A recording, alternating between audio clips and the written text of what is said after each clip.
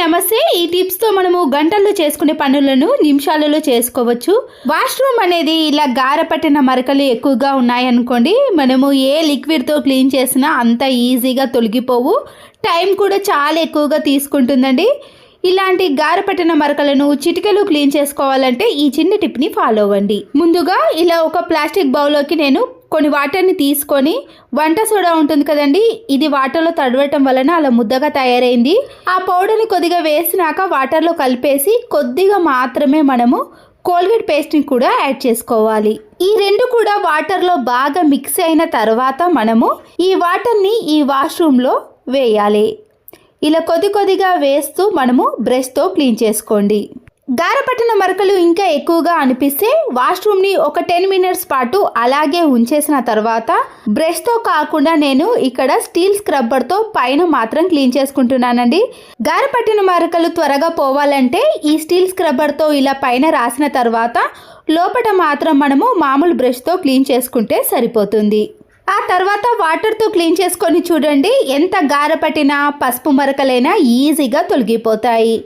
చూసారు కదండి, ఇంతకుముందు మీకు క్లియర్గా చూపించాను గారపట్టిన మరకలు ఎలా ఉన్నాయో. కానీ ఇప్పుడు మాత్రం ఒక్క మరక కూడా కనిపించకుండా వాష్రూమ్ అనేది ఎప్పుడు చూసినా కూడా చాలా నీట్గా కొత్త దానిలా కనిపిస్తుంది. ఇంతకుముందు ఇక్కడ సైడ్లో మీకు గారపట్టిన మరకలు, పైన గారపట్టిన మరకలు కనిపించాయి కదండి. ఇప్పుడు లోపల కానీ బయట కానీ ఎలాంటి మరకలు కూడా కనిపించవు.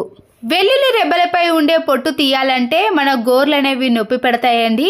ఇలా కేజీలు తీసినా కానీ లేదా చట్నీలోకి కొన్ని తీసినా కూడా ఈ చిన్న టిప్ని ఫాలో అవ్వండి. ఈ వెల్లుల్లి రెబ్బలను ఇలా విడివిడిగా చేసుకున్న తర్వాత వీడియోలో చూపించిన మాదిరిగా ఒక వెల్లుల్లి రెబ్బను తీసుకొని 2 వేల మధ్యలో పెట్టుకొని ఇలా గట్టిగా ప్రెస్ చేసామనుకోండి, దానిపై ఉండే పొట్టు అనేది చాలా ఈజీగా వచ్చేస్తుంది. మీకు ఇంకొకసారి కూడా చూపిస్తాను చూడండి.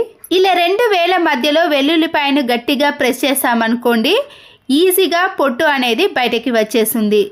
మనము పల్లికాయను ఏ విధంగా గట్టిగా ప్రెస్ చేస్తామో ఆ విధంగా ప్రెస్ చేస్తే సరిపోతుంది. ఇలా ఎన్ని కేజీలు తీసినా కూడా మన గోరు అనేది నొప్పి పెట్టకుండా ఉంటుంది.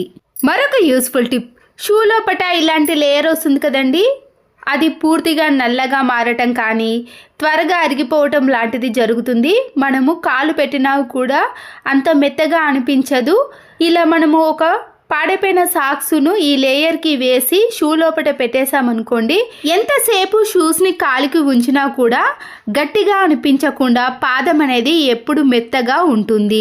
దీనివల్ల మనకి మడమ నొప్పులు కూడా రాకుండా ఎంతసేపు అయినా వేసుకోవచ్చు.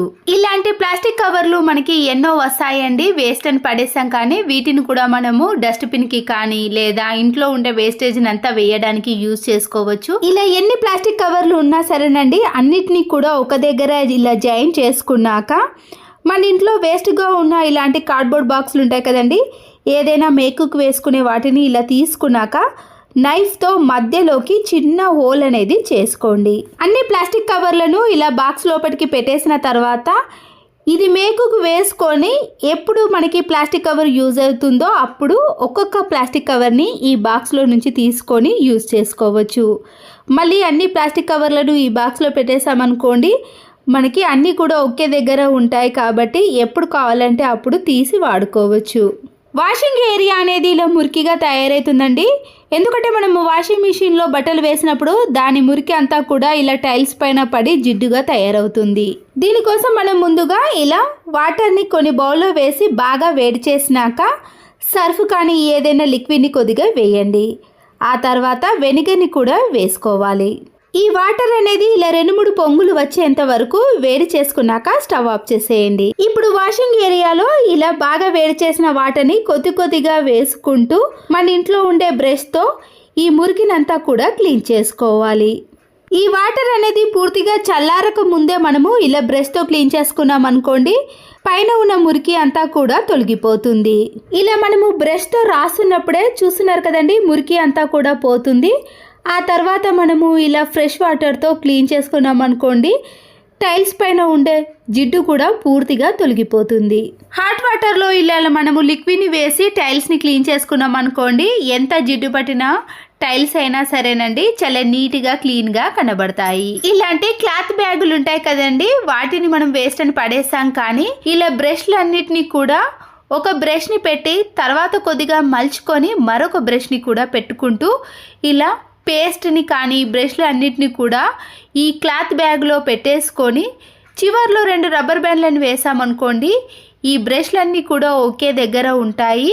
మనము ఎక్కడికైనా టూర్కి వెళ్ళినప్పుడు కానీ వాటర్ని అంతా కూడా పీల్చేసుకోవాలి అంటే ఇలా క్లాత్ బ్యాగ్లో పెట్టేసుకొని ఎక్కడికైనా తీసుకెళ్ళవచ్చు. ఇలాంటి ప్యాకెట్ లోపట కొద్దిగా ఏదైనా ఉందనుకోండి, మనము చేత్తో ప్రెస్ చేసినా కూడా రాదు. ఇలా పూర్తిగా మనము సీజర్తో ప్యాకెట్ పై భాగాన కట్ చేసుకొని ఒక వెడల్పుగా ఉన్న గిన్నెలోకి ఈ ప్యాకెట్ని పెట్టిన తర్వాత దానిపై నుంచి ఇలా లిడ్ మూతను పెట్టి ఆ ప్యాకెట్ని ఇలా గట్టిగా ప్రెస్ చేస్తూ తీసామనుకోండి, లోపల ఉన్నదంతా కూడా ఈ గిన్నెలోకి వచ్చేస్తుంది.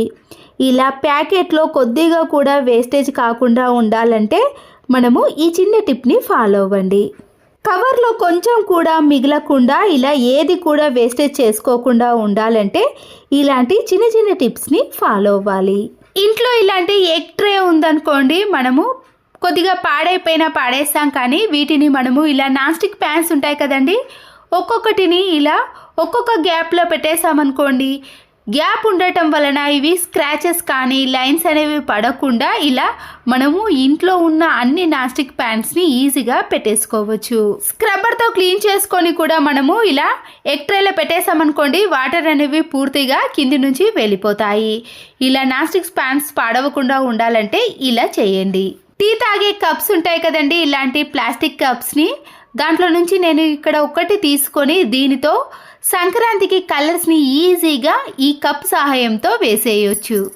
దీంతో పాటు పాత మాస్క్ ఉంటుంది కదండి, ఇలా 4 సైడ్స్ కూడా ఈ పాత మాస్క్ని సీజర్తో కట్ చేసుకోవాలి. కట్ చేసుకున్నాక ఇలాంటివి మనకి 3 లేయర్స్ వస్తాయి కదండి, దాంట్లో నుంచి మీరు ఏ క్లాత్ని తీసుకున్నా పర్వాలేదు. ముందుగా మనము ఇలా డిజైన్ని కానీ ముగ్గుని వేసుకున్నాక కలర్స్ని మనము ఇలా డైరెక్ట్గా చేత్తో వేస్తాం కదండి, కానీ చాలా టైం తీసుకుంటుందండి కలర్స్ వేయాలి అంటే. సంక్రాంతికి మనము ఇలా తక్కువ టైంలో ఈజీగా కలర్స్ అన్నీ వేయాలి అంటే ఇలా ప్లాస్టిక్ కప్పులోకి కలర్ని వేసిన తర్వాత కట్ చేసుకున్న మాస్క్ ఉంటుంది కదండి, దాన్ని పైన వేసి అది ఊడిపోకుండా ఉండటానికి ఒక రబ్బర్ బ్యాండ్ని కూడా వేసేయండి. ఇప్పుడు ఈ కప్ సహాయంతో మనము ఎక్కడైతే కలర్స్ వేయాలనుకుంటున్నామో ఆ విధంగా కలర్లు వేసామనుకోండి, చాలా తక్కువ టైంలో ఈజీగా కలర్లన్నీ కూడా వేసేయచ్చు. ఇంకా మాస్క్ అంటే నెట్టెడ్ క్లాత్ ఉంటుంది కదండి, ఆ నెట్టెడ్ క్లాత్తో కూడా వేశారనుకోండి, ఈ కలర్స్ అనేవి ఇంకా నీట్గా వస్తాయి. చూసారు కదండి, ఇలా సంక్రాంతికి మీరు కలర్స్ వేయాలంటే ఇలాంటి చిన్న చిన్న టిప్స్ని ఫాలో అవ్వండి. Thanks for watching.